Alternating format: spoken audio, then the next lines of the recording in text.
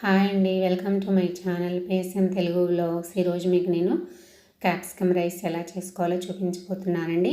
ఎప్పుడైనా మనకి ఇంట్లో అన్నం మిగిలిపోయినప్పుడు కానీ లేదా అప్పటికప్పుడు వండుకునే లంచ్ బాక్స్లో కానీ రెడీ చేసుకోవడానికి చాలా బాగుంటుందండి. చాలా ఈజీగా చేసుకోవచ్చు.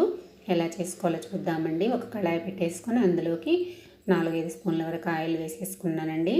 ఆయిల్ హీట్ అవగానే 1/2 టీ స్పూన్ జీలకర్ర వేసుకొని వేగిపోగానే అందులోకి ఒక మీడియం సైజు ఉల్లిపాయని సన్న సన్న ముక్కలుగా కట్ చేసుకొని వేసుకున్నానండి. ఈ ఉల్లిపాయని 2 నిమిషాల పాటు నూనెలో కలుపుతూ ఫ్రై చేసుకున్నామంటే మనకి ఫ్రై అయిపోతుందండి. చూసారు కదా, ఉల్లిపాయ వేగిపోయింది. ఇప్పుడు ఇందులోకి 1 స్పూనున్నర వరకు అల్లం వెల్లుల్లి పేస్ట్ని వేసుకోవాలండి. అల్లం వెల్లుల్లి పేస్టు పచ్చివాసన పోయే వరకు ఒక 2 నిమిషాల పాటు ఫ్రై చేసుకున్నామంటే సరిపోతుందండి. ఇప్పుడు ఇందులోకి 1/2 టీ స్పూన్ వరకు పసుపు, 1 స్పూను కారము, 1 స్పూను గరం మసాలా పౌడర్,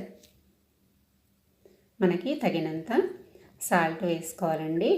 నేనైతే 1/2 టీ స్పూన్ వరకు సాల్ట్ వేసుకున్నానండి. ఇప్పుడు ఈ మసాలాలన్నీ కొంచెం నూనెలో ఫ్రై అయ్యే వరకు కొంచెం సేపు ఫ్రై చేసుకున్న తర్వాత ఇప్పుడు ఇందులోకి 1 టమాటోని సన్న సన్న ముక్కలుగా కట్ చేసి వేసుకోవాలండి. టమాటో కూడా కొంచెం మెత్తబడే వరకు ఫ్రై చేసుకోవాలి.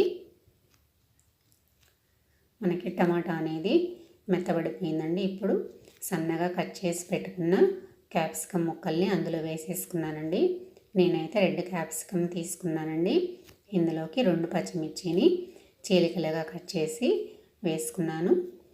ఇప్పుడు ముక్కలన్నీ బాగా కలిసిపోయేలాగా కలిపేసుకొని మూత పెట్టేసుకొని 7-8 నిమిషాల పాటు మగ్గించుకోవాలండి.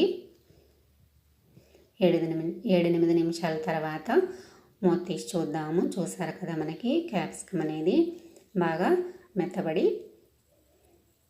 ఫ్రై అయిపోయింది కదా.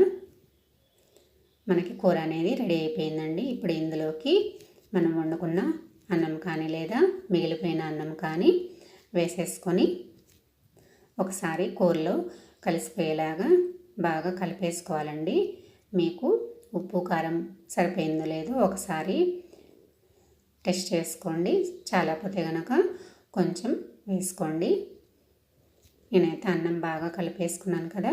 ఇప్పుడు ఇందులోకి విత్తనాలు తీసేసుకున్న హాఫ్ లెమన్ని పిండేసుకుంటున్నానండి. లెమన్ వేసుకోవడం వల్ల మనకి టేస్ట్ అనేది చాలా బాగుంటుంది.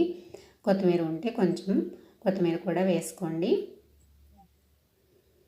ఇప్పుడు లెమన్ వేసుకున్నాం కదా, బాగా కలిసిపోయేంత వరకు కలిపేసుకోవాలండి.